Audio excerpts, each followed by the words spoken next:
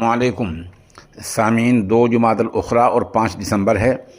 ख़बर का उन्वान है सैटेलाइट इंटरनेट हिंदुस्तान में कब शुरू होगा।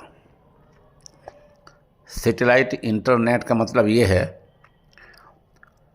कि नेट जो खिदमात हैं फ़िलहाल वो हमें केबल के या टावर के ज़रिए दस्तयाब होती हैं। सैटेलाइट इंटरनेट में न टावर होंगे न केबल होगा। स्पीड जो होगी नेट की, जो फ़िलहाल हम इस्तेमाल कर रहे हैं, उससे तकरीबन 10 गुना ज़्यादा होगी। ज़ाहिर सी बात है पूरा मामला और पूरा माहौल बदल जाएगा और हिंदुस्तान नेट की एक नई दुनिया में दाखिल हो जाएगा। लेकिन अब सवाल यह है कि नेट कब शुरू होगा। इत्तला के मुताबिक हिंदुस्तान में जहां जियो और एयरटेल ने भी दरख्वास्त दे दी है कि हम सैटेलाइट इंटरनेट शुरू करने जा रहे हैं, इसी तरह अमेरिका की बड़ी कंपनी और उसके मालिक स्टारलिंक और एलन मस्क की तरफ से भी दरख्वास्त दे दी गई है। इत्तला ये है कि दिसंबर के आखिर तक सरकार को, सरकार के ज़रिए जो इस काम के लिए है टराई को ये जवाब देना है दिसंबर के आखिर तक कि कौन सी कंपनी किस तरह यहाँ सैटेलाइट शुरू कर सकती है। ज़ाहिर सी बात है हर मुल्क अपनी शर्तें रखता है, कंपनी भी अपनी शर्तें रखती हैं।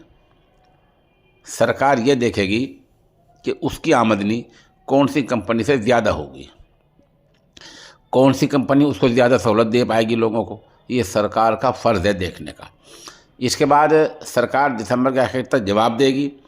तो 2025 में या तो जनवरी के आखिर में, फरवरी के शुरू में शुरू हो जाएगा, या फिर 31 मार्च के बाद तो हर हाल में सैटेलाइट इंटरनेट हिंदुस्तान में शुरू हो जाएगा। फ़िलहाल बताया गया कि एलन मस्क की जो कंपनी है स्टारलिंक, कुछ शर्तें कंपनी की तरफ से रखी गई हैं, कुछ शर्तें टराई हिंदुस्तान की तरफ से रखी गई हैं।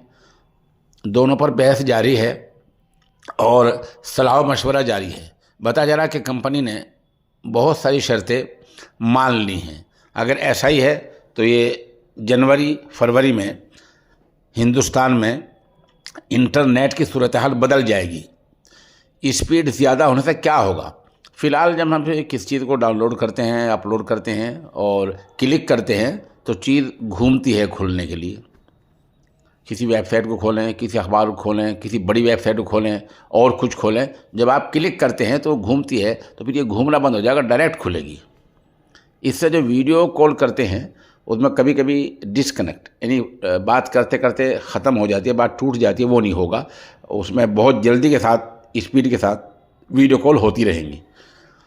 इसी तरह जहाँ जहाँ टावर नहीं होते हैं और नेट की खिदमत नहीं है, ख़ास तौर से हिंदुस्तान के देही इलाके में, तो जो देही इलाके हैं सैटेलाइट के ज़रिए उन तमाम तक नेट पहुंच जाएगा।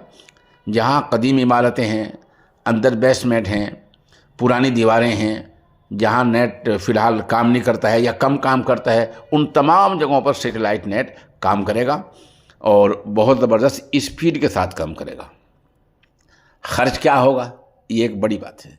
कंपनियां ज़ाहिर सी बात है अपने फ़ायदे के लिए मैदान में आती हैं, तो कंपनियां ये कर सकती हैं कि शुरू में आपको मेंबरशिप देने के लिए मोटी रकम तय कर सकती हैं। वो मोटी रकम 20,000 भी हो सकती है और 50,000 भी हो सकती है। ऐसे भी हो सकता है कि नए युग में, नए ज़माने में दाखिल होने के लिए कंपनी को इतनी फ़ीस अदा करनी पड़ जाए।